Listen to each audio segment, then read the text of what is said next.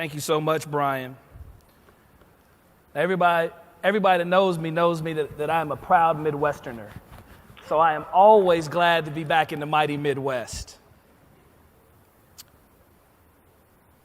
I'm still fairly new to my role at the Boys and Girls Clubs of America, but I'm not new to the magic of this movement, because I am a product of this magic. I'm alum of the Boys and Girls Clubs of West Dayton, where the men and women of that organization played an important role in helping me to have whatever great future that I've been able to have. They, along with so many others, played an important role in helping me to overcome the challenges of a teen mother, crack houses in my neighborhood, a biological father who was never there, but a father that was, who loved me, friends involved in the drug trade, and an environment where gunshots and violence were as routine as summer bike rides and snow cones. An environment similar to the ones that I know some of you, many of you, come from today. An environment where the dreams of great possibilities, the dreams of great futures are snuffed out far before young people become teenagers.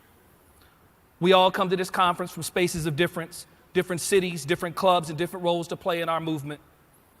But we each today are here united in an incredibly perfect mission, united in an incredibly beautiful mission. A mission to enable all young people, especially those who need us most, to reach their full production, to help them become caring and responsible citizens, and united in a world, and Jim will speak into this with great clarity tomorrow, united in a world where the Boys and Girls Clubs of America is our best hope for preparing the next generation of leaders in partnership with schools, for a world where technology makes each and every one of our young people living brands. Digital natives, as Brian just noted, telling their story to the world through Twitter, Instagram, Vine, and Snapchat far before they can cast a vote or drive a car. A world where rural, Indian, and Alaska Native communities face tragic challenges as the rate of teen suicide, depression, and drug abuse is increasing exponentially and in ways that are too often ignored by the media.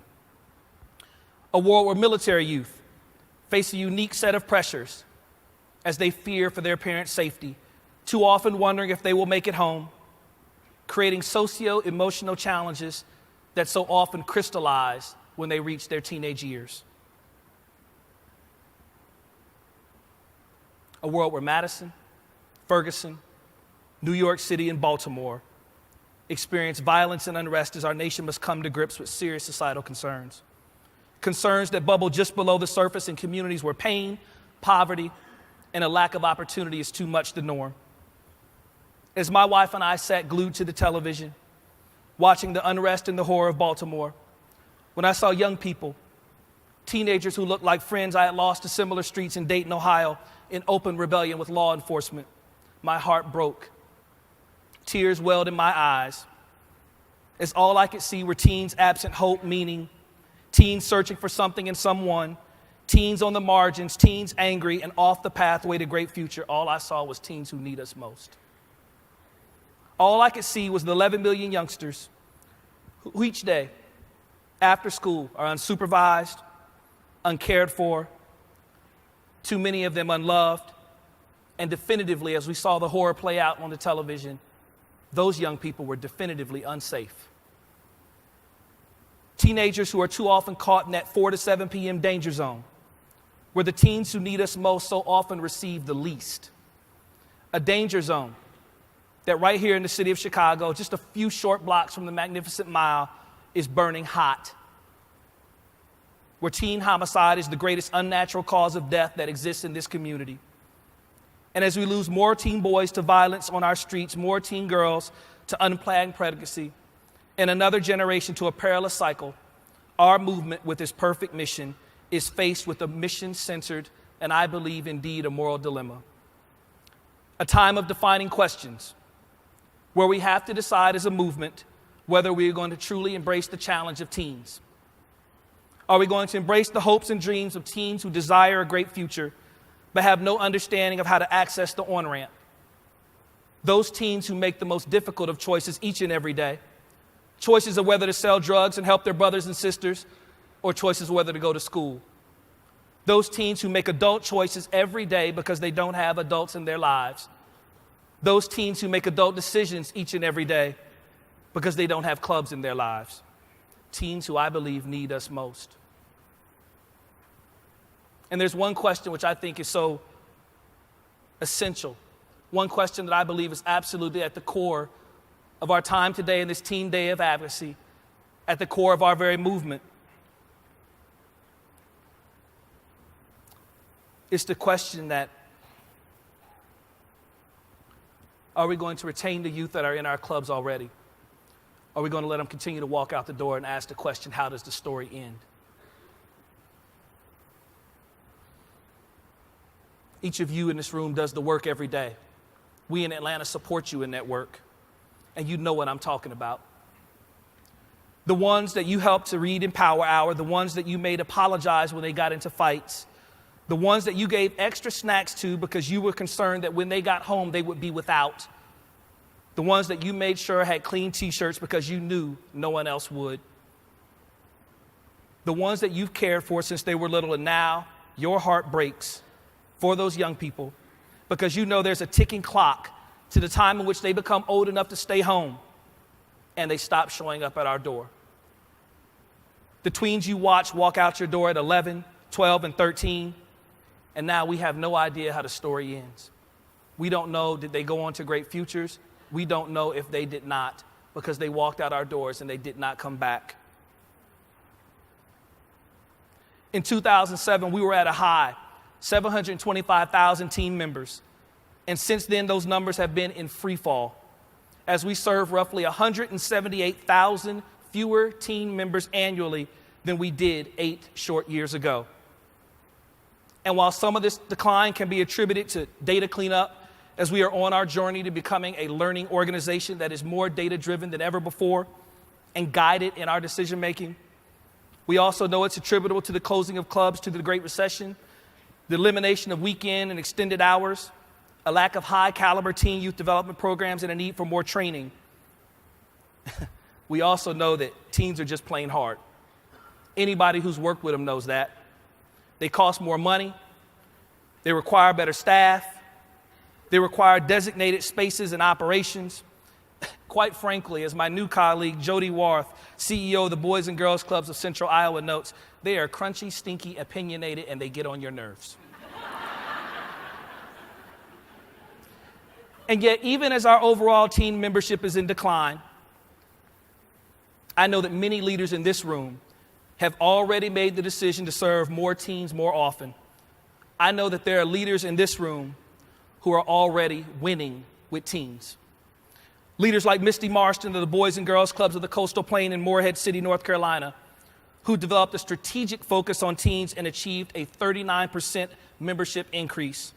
Leaders like Ryan Eagle of the Boys and Girls Clubs of the 3 affiliated tribes in Newtown, North Dakota, who sponsor teen camps that are focused on those themes of empowerment and finding passion and overcoming challenge. Leaders like Alicia Harrison from the Miramar Youth and Teen Center in San Diego, whose teen membership, and I want to make sure I say this very slow, whose teen membership has increased from 37 to over 200 members over the last decade.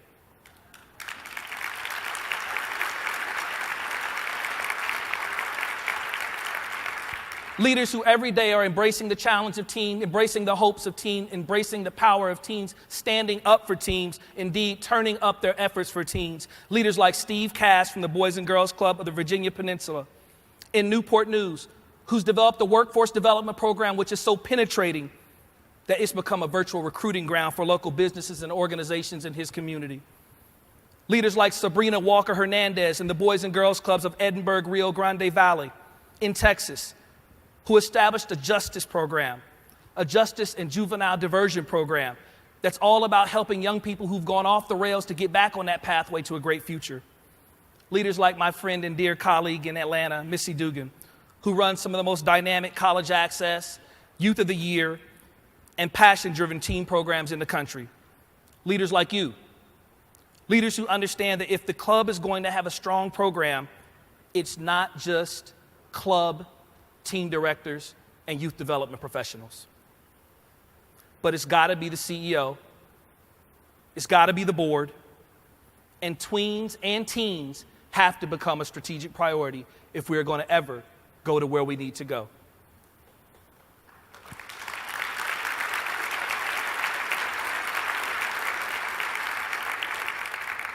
Leaders like you who understand that teens vote with their feet and they require the chance to lead and have a voice in shaping their club experience. Leaders who understand that teens and the experience of teens in our club must evolve just as they do. That these individuals won't come every day, but that when they come to be anchored and tethered to the types of programs that help them define the pathway that Brian just talked about. The pathway to passion, the pathway to workforce development, the pathway to college, the pathway to a great future. And young people, so many of them trapped in circumstances in those danger zones, don't have that pathway. Schools do amazing work, and we will never be school part two. But how do we become the greatest partners to schools? How do we become the greatest, most relevant partners to helping young people to be on that pathway? Young people that we're going to see on the stage today. Young people like our Youths of the Year, who each of us have in our clubs today. Leaders like you understand that now is the time in which we must make teens and innovating in the teen empowerment space a priority. You heard from Brian, the Taco Bell Foundation for Teens, Live for Moss, Graduate Moss, some of our greatest partners, a cornerstone partner who stood with us for years. And it takes the partnership not just of great companies, it takes the partnership of each and every one of us who come together with an understanding of what it means to be innovators. One of my favorite books is The Innovator's DNA. The Innovator's DNA asked a very simple question: what are the key themes and characteristics of innovators? And one of the key priorities that we've made as a movement, and again, Jim and my colleague Thomas Rajan will speak into this, is the role of executive leadership in innovating and taking us to the next level. The Innovator's DNA talks about 5 key characteristics of innovators, irrespective of whether we find them in the corporate sector, the nonprofit sector, higher education, K through 12, youth development, government, or any others. 5 key characteristics. 1, innovators are always questioning the world and are never content with the circumstance in which they find themselves. As Jim Collins said today, good is the enemy of great. The second thing that innovators are always engaged in is they understand that they have to find solutions wherever they can find them. Is a solution here in that club? Is a solution there in that youth development organization? Is a solution there being led by a great company that's doing something for teens? Always seeking out solutions and searching and reapplying them. The fourth thing, and I think this is critical, innovators live in a space of try, experiment, do. Try, experiment, do. They're not frozen in a space of paralysis by analysis. And when innovators figure out what works, and if anybody doesn't understand this, they need to go talk to Jim Clark. Once they figure out what works, innovators scale fast. Innovators take what works and they want to try to take it as broad and as big as possible to create ripples of impact. We must make teens an innovation priority for ourselves. As you were coming in today, you were probably loaded down with a lot of materials. Were you loaded down with a lot of materials? Were you loaded down with a lot of materials? All right. So those materials have several important things that we think are critically important. One is there's a teen activation guide that really outlines a number of possibilities in terms of leaders in this room taking a stand and moving forward to activate in our teen youth development agenda today. We purposefully outlined that document in such a way that there's a space and it gives guidance for things that board members can do, things that chief executives can do, things that youth development professionals can do, and things that others can do.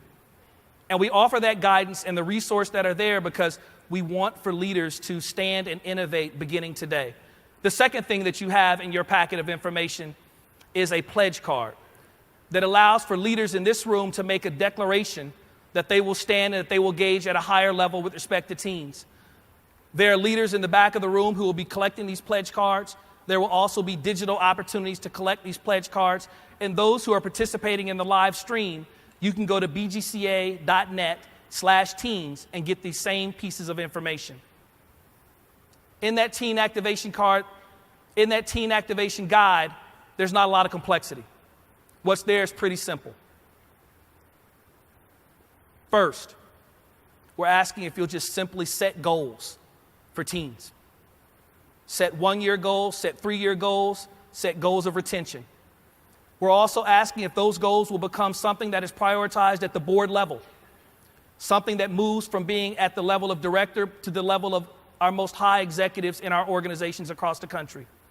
The second thing, we're asking to build plans.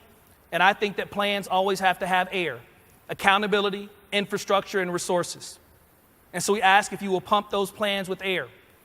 The third thing is we ask you to execute.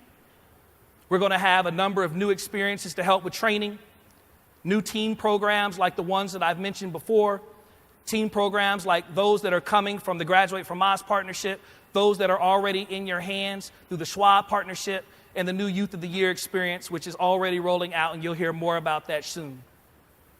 And we're also asking if you'll participate by sharing your stories of success, your stories of possibility. You can sign up to participate here at the National Conference. Again, everyone has pledge cards. We will be following up over and over again in an effort to gather information such that we can get this entire movement joined together to fulfill what Jim Collins also talks about, is first who, then what. Good is the enemy of great, and first who, and then what. And so it begins with the who that are in this room today.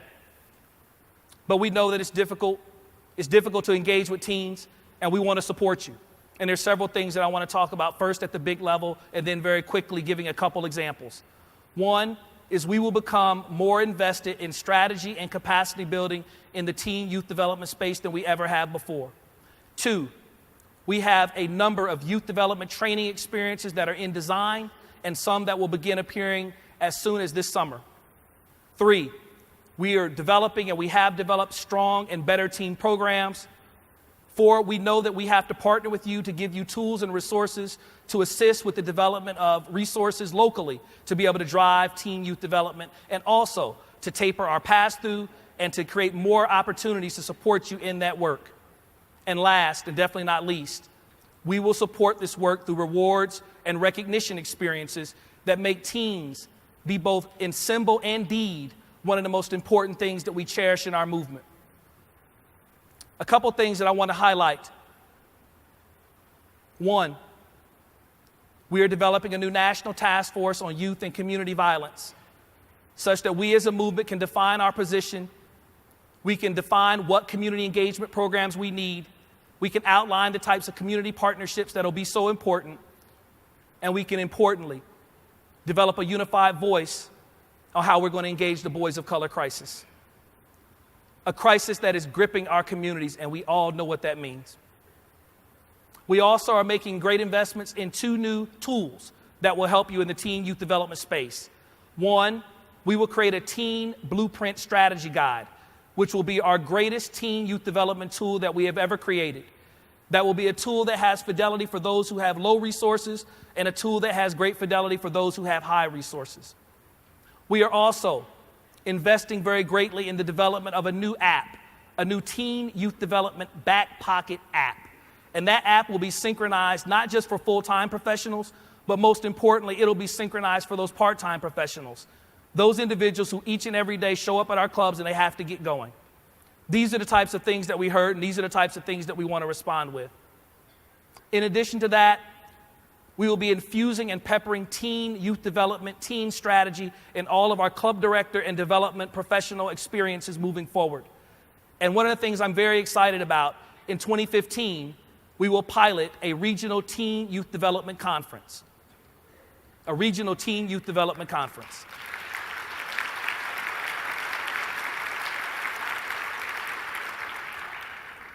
And in 2016, we will take that teen youth development conference to scale, with 5 regional executions across the country.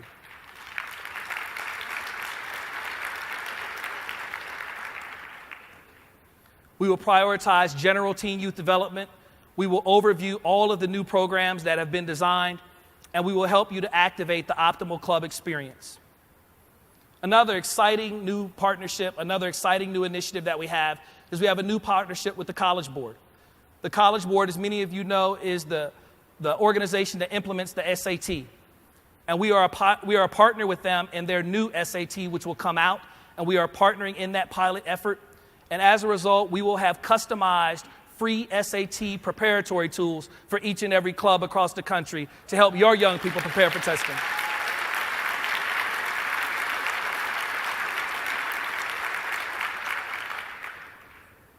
And while all the I's and all the T's have yet to be crossed in this new partnership, we are also on the pathway as a part of the College Board's deep commitment to college access to being able to provide free SAT testing for all of our young people who are on free or reduced lunch.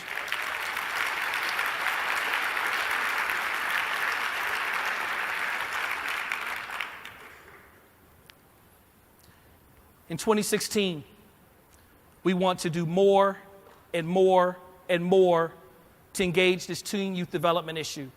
I've given some preliminary highlights of some of the things that we're working on. We have a super session that'll be led by myself, Ms. Issa Ellis, who's our new Vice President for Teens, College, and Workforce Development, and also Ms. Lorraine Jackson, who's our Vice President for Leadership, Character, and Impact. That will happen later this afternoon. In that session, we will give many more details about what is to come.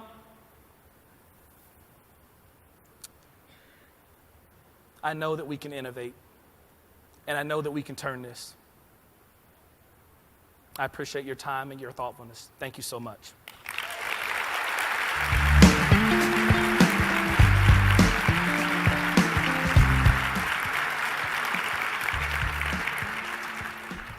Now for the moment you've all been waiting for. Now is the time to hear some magical voices, some magical and special teen voices, those individuals that I've been speaking of, those individuals who always provide the North Star with which we should follow. But before we meet them, I want to announce and I want to talk about 3 special partners that will help us to take the Youth of the Year program to a new level of impact. With the support of presenting sponsor Disney, signature sponsor Toyota, and also the University of Phoenix, and the Taco Bell Foundation for Teens, we have already begun transforming the Youth of the Year program into much more than a teen recognition program. You all saw the applications. In the applications, we asked young people to talk about their personal brand. We asked them to talk about their vision for America, and we asked them to talk about their experience in the club and how that club has been transformative. We piloted a digital application in 2 states, and next year the application process will go digital for the nation, so that your young persons can apply through a digital portal. We have increased the total scholarship allocation to the program from a national perspective from $280,000 per year going to our teens to $1 million a year going to our teens.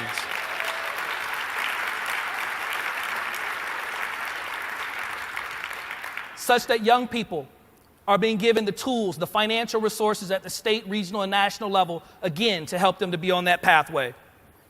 But even more than scholarship dollars, and Brian spoke into this, we will transform the program into a multidimensional leadership experience. It is not enough for it to be simply a recognition experience. It must take another step to become a leadership development experience. It must take another step to become the greatest leadership development experience that teens can have in our clubs. And we are investing in making that happen, where they won't just talk about personal branding in their applications, but they'll have experiences that focus on it, that will have a curriculum that helps them to tighten up their communication abilities, that helps them to focus into teamwork. And most immediately, and this is something that I think is indeed historic, for the first time in our movement's history, all state and military Youths of the Year will come together in Atlanta for the first ever Advanced Leadership Institute across the entire movement.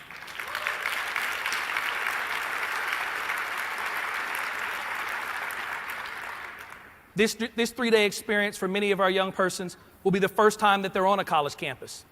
And it's designed to be a simulation of the college-going process and also to be an intentional leadership development experience that begins everything and it becomes something that they always refer back to. The other piece of this is another effort in our alumni initiative, another effort to ensure that our Youths of the Year are locked in and understand that they are part of something even greater than their Youth of the Year experience, even greater than what happens in their clubhouse.